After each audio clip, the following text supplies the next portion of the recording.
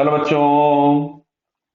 Question में लिखा है tuning fork of frequency 340 hertz is sounded above the organ pipe of length 120 centimetre.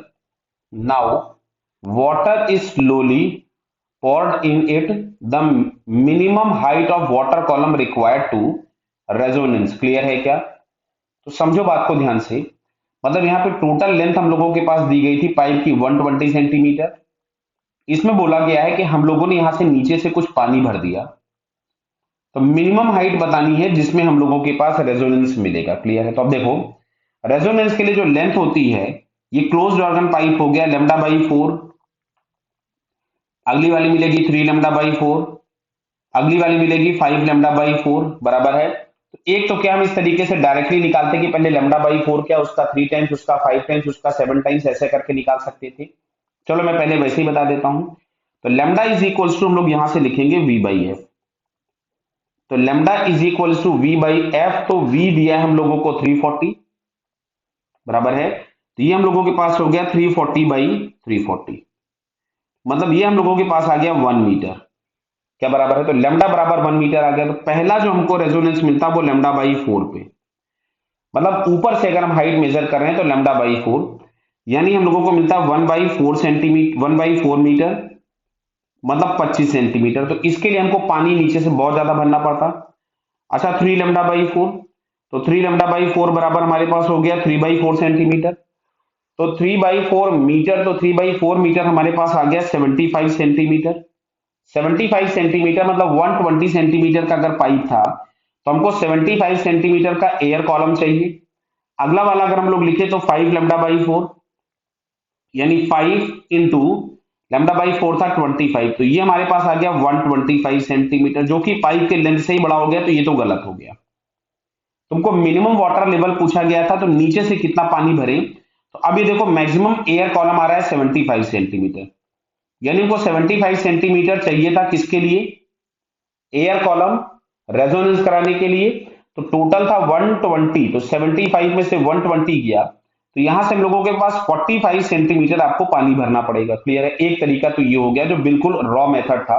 अब अगर हम इसको थोड़ा सा फॉर्मूले या उन सारी चीजों पे जाएं, तो हमको ये पता है कि क्लोज्ड ऑर्गन पाइप में जो हार्मोनिक्स होते हैं वो हमेशा ऑड मल्टीपल्स, मतलब जो लेंथ मिलेगी या जो हमको वेवलेंथ मिलेगी वो ऑड मल्टीपल ऑफ λ/4 मिलेगी।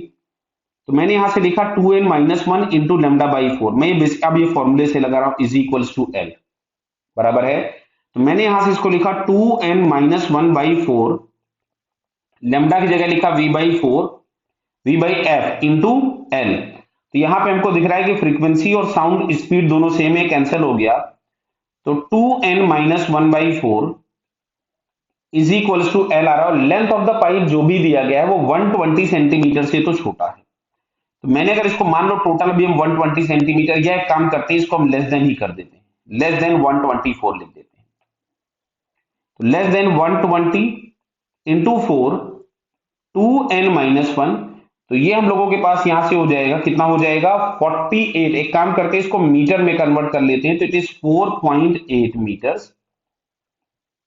2n-1, तो 2n इज लेस देन 5.8, यानी n इज लेस देन 2.9। समझो बात को, जो n हम लोगों के पास होना चाहिए 2.9 से छोटा, और n जो है वो इंटीजर होगा, तो यहां से हम n बराबर 2 ले सकते थे। तो मैं इस वाले रिलेशन में n बराबर 2 रख देता हूं, तो हमको लेंथ मिल जाएगी किसकी? किसकी लेंथ मिल जाएगी? एयर कॉलम की। तो 2 इंटू 2-1 बराबर 4 इंटू एल। तो ये हमारे पास हो गया कितना? 3/4 मीटर। तो लेंथ ऑफ एयर कॉलम हो गया 3/4 मीटर्स, या हम इसको 75 सेंटीमीटर्स लिख सकते थे। यानी हमको 75 सेंटीमीटर का एयर कॉलम चाहिए, तो हमको पानी कितना भरना पड़ेगा? तो 120 में से आप 75 अगर माइनस कर दीजिएगा तो हम लोगों के पास मिलेगा 45 सेंटीमीटर। क्लियर? तो अगेन अगर हम यहां से चेक करेंगे तो आंसर हमको डी ही मिल रहा है। खैर दोनों मेथड से ही डी मिल रहा था, आंसर तो अलग अलग नहीं आएगा, बट ये बहुत बेसिक फंडामेंटल, या मान लो कि हम लोगों को वैसा ही पता था कि पहला रेजोनेंस मिलता जब लेंथ λ/4 होती कम से कम एयर कॉलम की, अगले वाले में 3λ/4 पे मिलता, अगले वाले में 5λ/4 पे मिलता। तो 5λ/4 वाला तो पॉसिबल नहीं दिख रहा था, तो हम आगे 3λ/4। क्यों? तुमको पानी का मिनिमम लेंथ चाहिए, मतलब एयर कॉलम का मैक्सिमम चाहिए, तो एयर कॉलम मैक्सिमम 75 पॉसिबल था, तो उसके करस्पॉन्डिंग भी हमको 45 मिनिमम वाटर फिल करना पड़ता। क्लियर है बेटा? So D answer is correct. All the best.